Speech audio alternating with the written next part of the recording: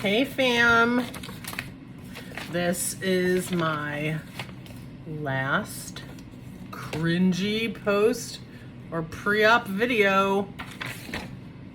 So I had said that I was going to do a video today on sleeve basics.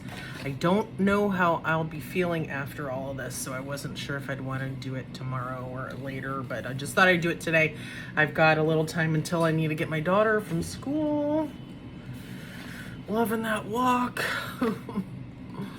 Anyway, so this is from the Cornell GI Metabolic and Bariatric Surgery Department, part of my program of excellence. And for anybody who is getting this sleeve, everyone has their own advice from their doctors and medical team. This is just from mine. I know some people get this surgery out of the country. They may not have all the months of guidance that I've been afforded with this program, so I'm just here to share some of this cool information should it help you, or answer any questions if you either ever have the sleeve or are just interested. So here it is. Anyway, sleeve basics. Consume only the foods allowed on the full liquids and puree menus for approximately 3 to 4 weeks until otherwise informed by your medical doctor. Seems pretty simple, right? Unless you're in my bariatric, gastric, whatever support group, and you're trading off casserole recipes like right out of the gate, like ridiculous. Next. This is just gonna be such a weird life, you guys. Eat slowly and chew thoroughly. Aim for 25 times. That is gonna be hard for me. I am a fast eater. I mean, I didn't get this huge because I eat like a bird. 25 times. I mean, I just tried to chew up my vitamins 25 times. And it's just like, yeah, anyway. Avoid concentrated sugars, especially those in liquid form. They are filled with non-nutrient calories and slow down weight loss. I knew about that. I haven't had real sugar in ages, unless I'm, binge eating off my diet or celebrating something, then I'll have some sugar, but I'm not a real big sugar person. Limit fats and fried foods. They are concentrated source of calories. This is another thing.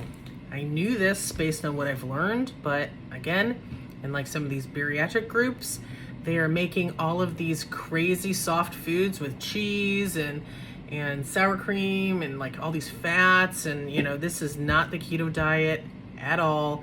After you have the sleeve, this is a low fat, moderate calorie diet, high in protein with digestible foods, very little processed foods, and very low fat. So that's going to be new for me too, because I've been on low carb or keto-ish whatever since the early 2000s. So this is going to be a big ass lifestyle change for me. Remember, the stomach capacity is very small after surgery. At first, you will probably feel satisfied after 2 to 3 tablespoons of food. Do not overeat.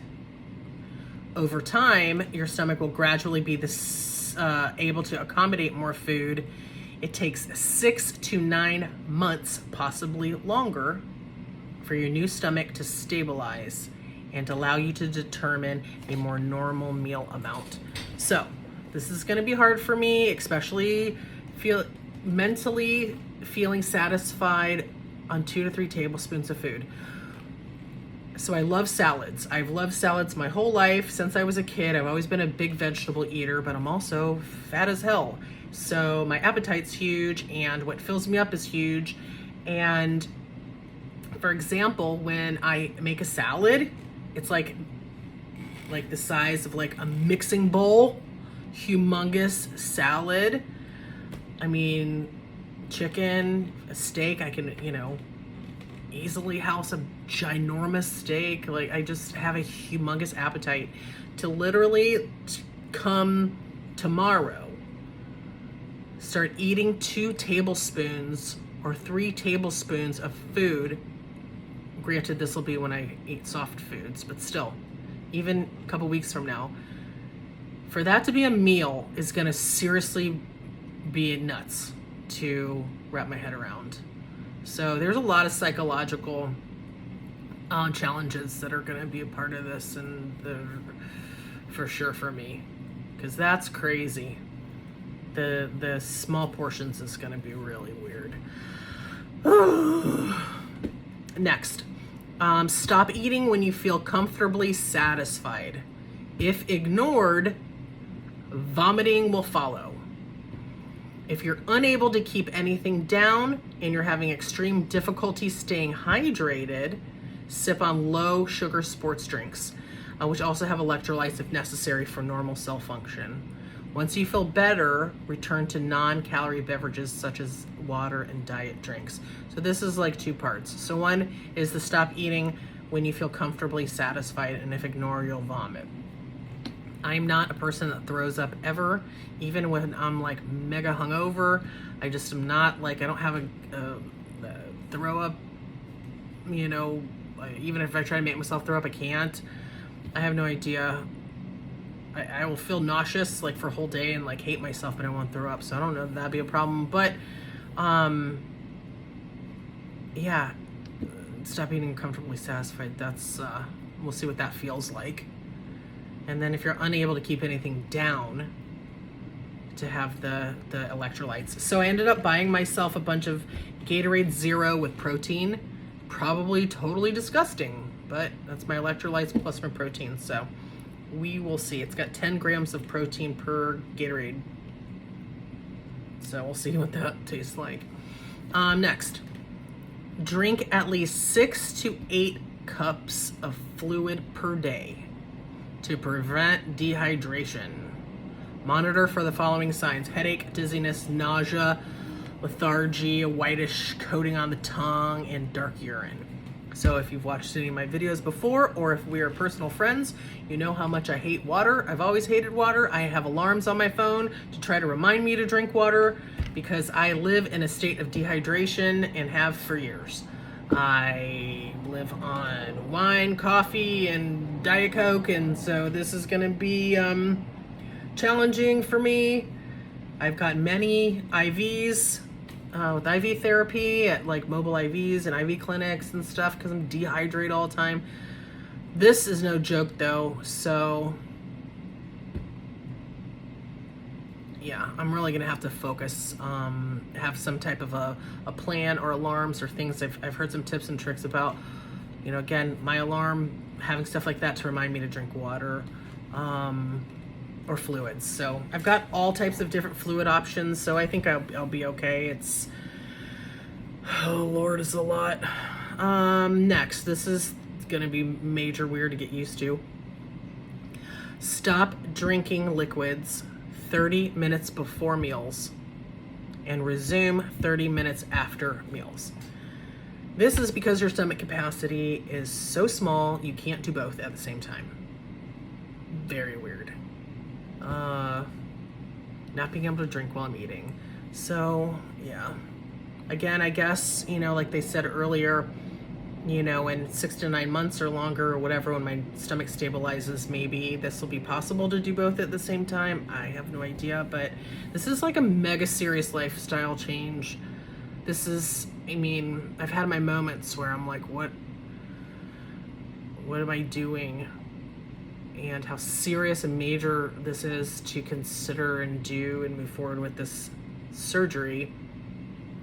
And then something will happen where I'm in so much pain and I'm so miserable and I can't do normal things that normal people can do. Oh, I'm getting emotional. And it reminds me of why I'm doing this surgery.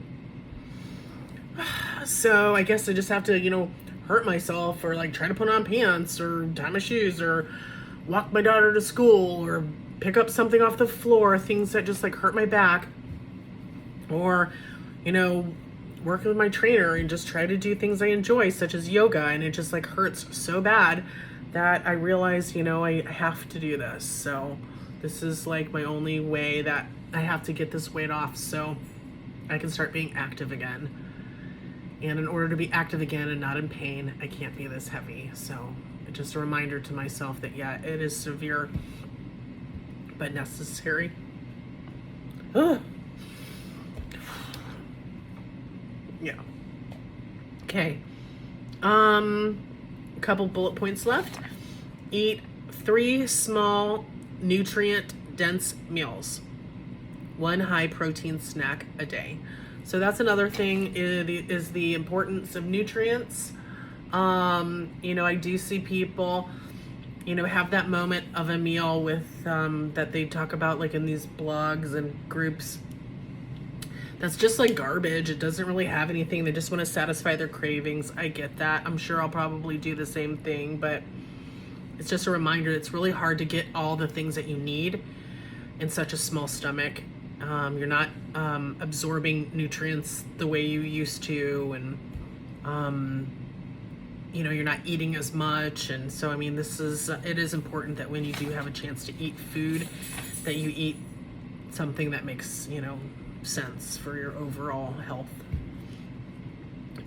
Your meals should include your protein first, then fruits and vegetables, and then whole grains. So okay. Set up a schedule for supplements and medications. Remember to take calcium with meals and separate from iron supplements. So that's another thing. Because your stomach is so small, I take a handful of vitamins like a beast. And I have to now break that up during the day because I can't take one big pills, anything bigger than the size of a button. And I can't have these big, huge swallows of pills. So now I'm going to have to either break them with my pill crusher or take them throughout the day. So that sucks. A couple more, 3 more. Introduce new foods 1 at a time in order to rule out intolerance. If a food is not tolerated, reintroduce it in a week. So me, I'm half Mexican. I love spicy food. I love the hotter the better. I put something hot just about in everything, in most cases all the time. I don't know, maybe I'm gonna hate hot sauce now. That would really suck. I can't imagine not having spicy, but I get it. Like, again, the small stomach and, potential for acid reflux and all these things. Like, we'll see how that changes, what I'm used to. If you can't tolerate dairy, substitute Lactaid for Fairlife milk.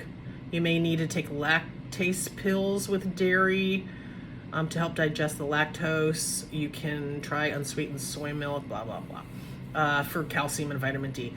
I don't really drink any milk ever, so that doesn't really pertain to me. And then last, exercise. Exercise, this is the key to long-term weight loss and maintenance. Walking should be the main exercise for the first 4 to 6 weeks. Thereafter, more strenuous exercises can be added. That's it. Walking. So, yeah, man. If I continue with my inflammation being down and getting some weight off, with this new diet, and I can walk easier. When I used to live in Chicago, I walked everywhere. I loved walking. I walked when I was off work. I walked for work. I walked for fun. I walked for window shopping. I could walk all day. Living here in Manhattan, It is a beautiful city with so much to offer, and I have done just about nothing at all. You'll see if you follow me on Instagram or Facebook, my kids do everything, but I really haven't done much. And if I have, I've taken a cab there and I have sat somewhere, but I have not walked near as much as I wish I could. So I will be so grateful if after all of this I can just start walking. I want to walk the museums. I haven't been to any museums yet. You know, Central Park is only a couple blocks from here. I want to, you know, walk to the park without, you know, crying that my back's hurting and sit on a bench every 5 minutes, you know, like, God, I just want to be able to, like, just walk places again. So, yeah. This, for real, is my last video today. So I'll see you guys post-op, and thank you again for all your messages, and I will see you soon.